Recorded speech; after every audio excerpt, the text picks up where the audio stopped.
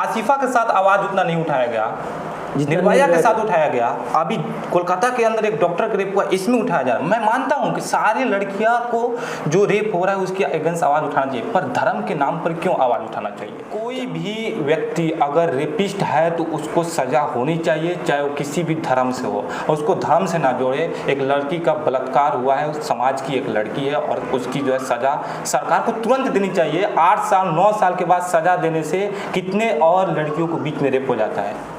1947 में देश एक लंबे संघर्ष के बाद आज़ाद हुआ, उसके बाद हमारा देश महान था, है और रहेगा। पर इंटरनली हम बात करें, आज़ादी के बावजूद भी इस देश में अभी भी पूरी आज़ादी नहीं है। जैसे कि दंगाई हो रही है हर जगह पे, हर जगह जो है कहीं रेप हो रहा है, कहीं जो है गरीबी बढ़ती जा रही है, और हमें लग रहा है कि हम स्वतंत्र हैं, हम आज़ाद हैं। तो गरीबी से कहाँ आज़ाद हैं, भेदभाव से कहाँ आज़ाद हैं, दंगाई से कहाँ आज़ाद है, रेप हो रहा है लड़कियों को, उससे कहाँ आज़ाद है? तो कहने कि अभी आज भी हम तो गुलाम में फंसे हुए हैं ना इन सारी चीज़ों के। ये जो घटनाएं हैं ना, आपने जिस चीज़ को बताया है, ये सदियों से हो रहा है,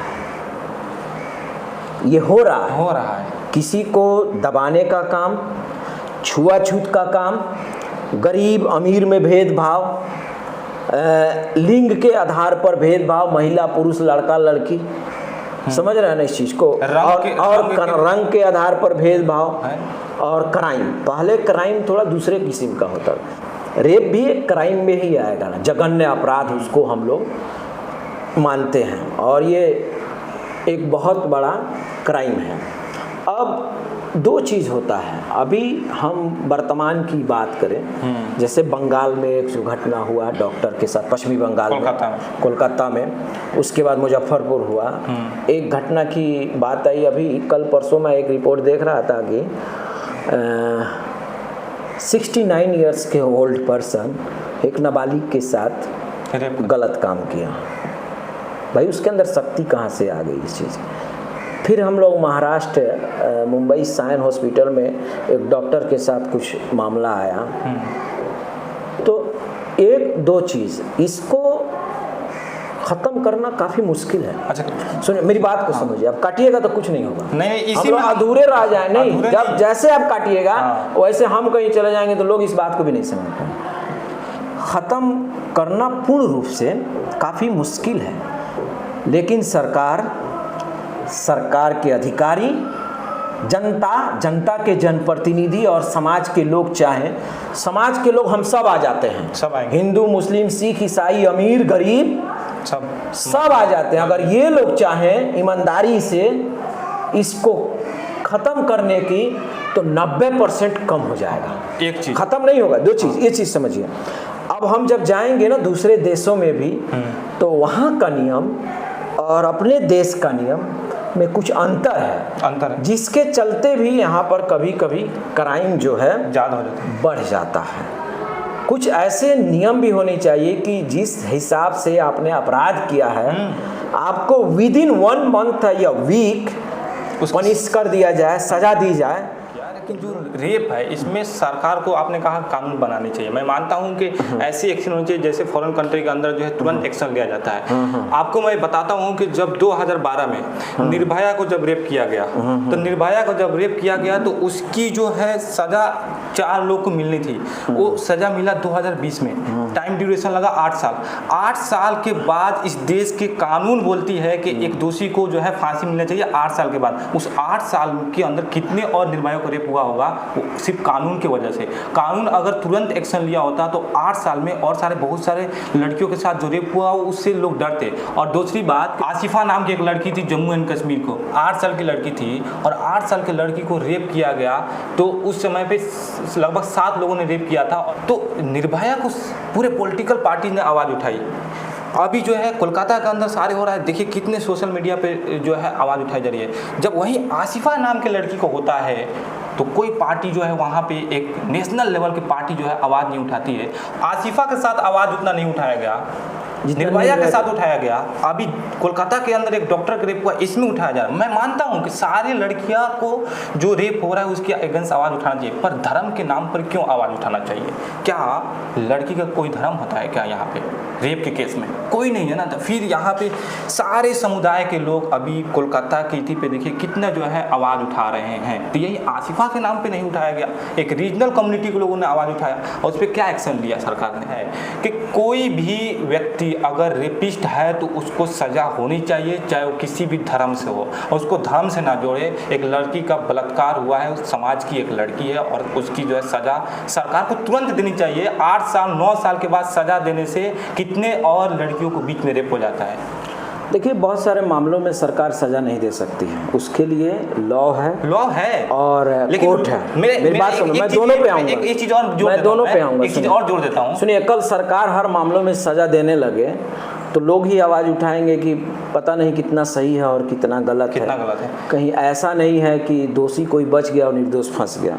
एक तरीका भी बताया जाता है कि दोषी किसी हालत में बचे नहीं। कोर्ट जो चलता है एविडेंस के आधार पर, आई विटनेस के आधार पर, साक्ष्य और सबूत के आधार पर, एविडेंस के साथ बात समझिए। क्योंकि उसके पीछे भी बहुत सारा रीजन है, कारण है। क्योंकि जो लॉ के विशेषज्ञ हैं, कानून के विशेषज्ञ हैं, वो और अच्छे से बात करेंगे।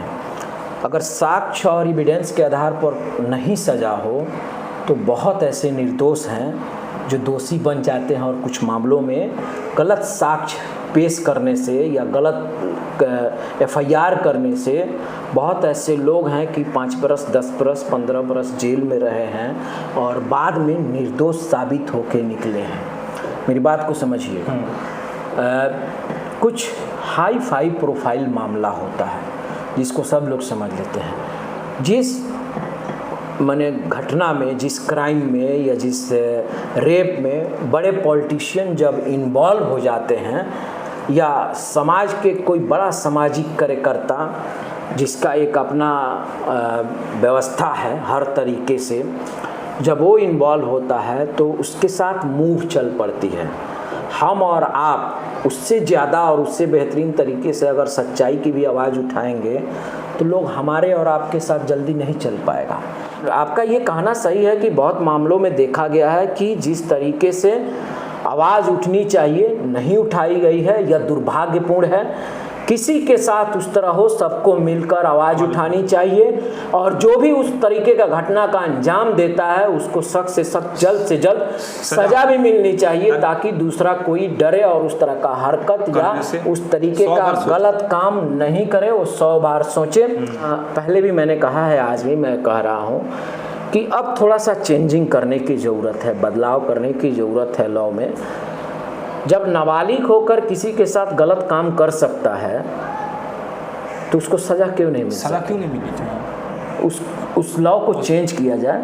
उसको गलत काम करने के लिए ताकत है और शक्ति है तो उसको सजा क्यों नहीं मिलनी चाहिए? दम मिलनी चाहिए। और ये सुनिए, ये हमारे और आपके एक आवाज़ उठाने से नहीं होगा, है कि हम लोग शुरू कर रहे हैं, हम लोग ये बात किए, इसमें और लोगों को कंटिन्यू आवाज़ उठाना पड़ेगा, इस मामले को न्यायालय तक ले जाना पड़ेगा। तब सुनिए, तब जाके ये चीज़ होगा।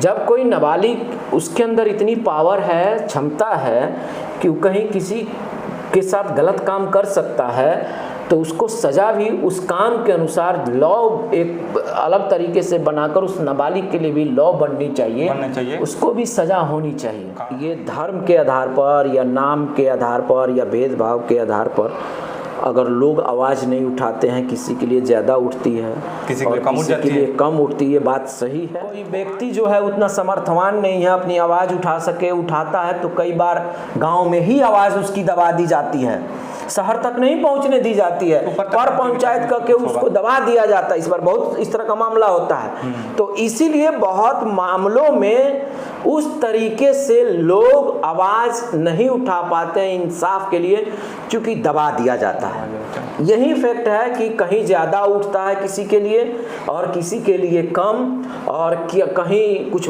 लोगों की जी सोच और मानसिकता है, जैसे आपने 2 एग्जाम्पल दिया, ये इस एग्जाम्पल में दिखाई दिया भी, उसमें क्या छिपा, बिल्किस बानो का खुल्लम खुल्ला एक जो केस है उसमें सबको दिख रहा है, समझ में आ रहा है। तो हमारे कहने का मतलब ठीक है, अगर कोई वहाँ लिंग भेद जाति धर्म के आधार पर बांट रहा है, तो जिस समुदाय जिस कम्युनिटी और कास्ट के साथ हुआ है उसके भी बहुत सारे पॉलिटिकल पार्टी में नेता हैं। जब आए वोट मांगने सवाल पूछें, हम पर अत्याचार होता है, हमारे लोगों के साथ होता है, तो आप आवाज़ नहीं उठाते हैं, तो आपको हम क्यों वोट देंगे।